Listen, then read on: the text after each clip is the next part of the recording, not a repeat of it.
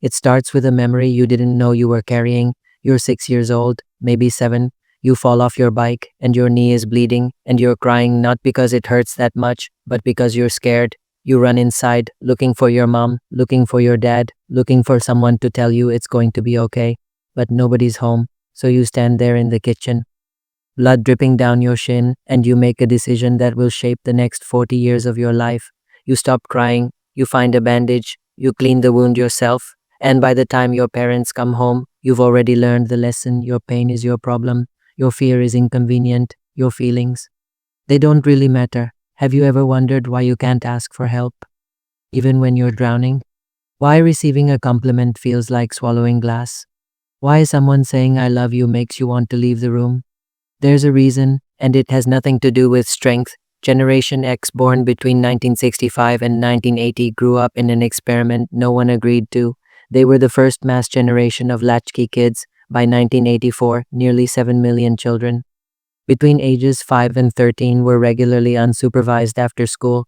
Picture that, an entire generation coming home to empty houses, making their own dinners, solving their own problems, learning before they could even read chapter books that adults weren't coming to save them. And here's what nobody talks about: this wasn't freedom. It was abandonment dressed up as independence.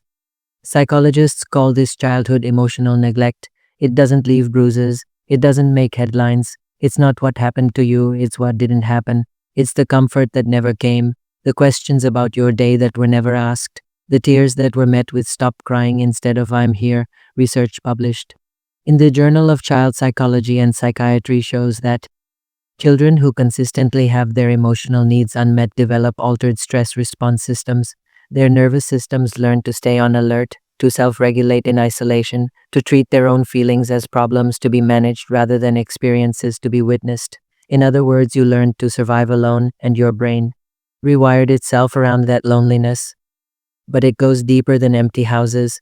Gen X watched their parents, the baby boomers, talk about commitment while divorcing at record rates.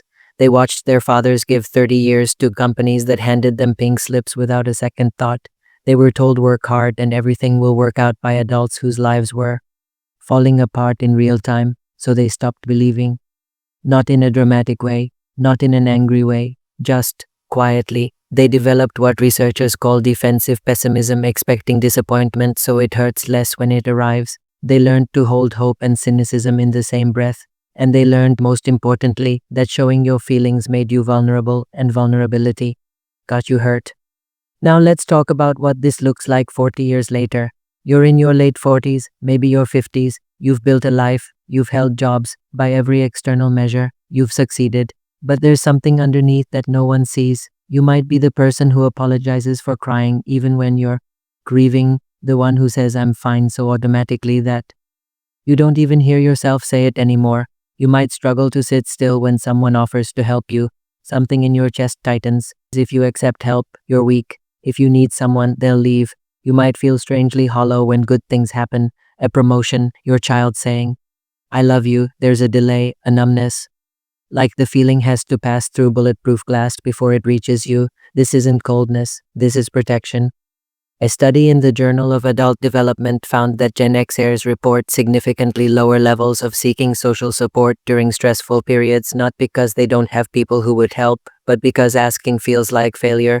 Because somewhere deep in their wiring, there's a 6-year-old who learned that no one was coming. Anyway, and here's the paradox that breaks my heart. Gen X became the most fiercely loving parents precisely because of what they didn't receive.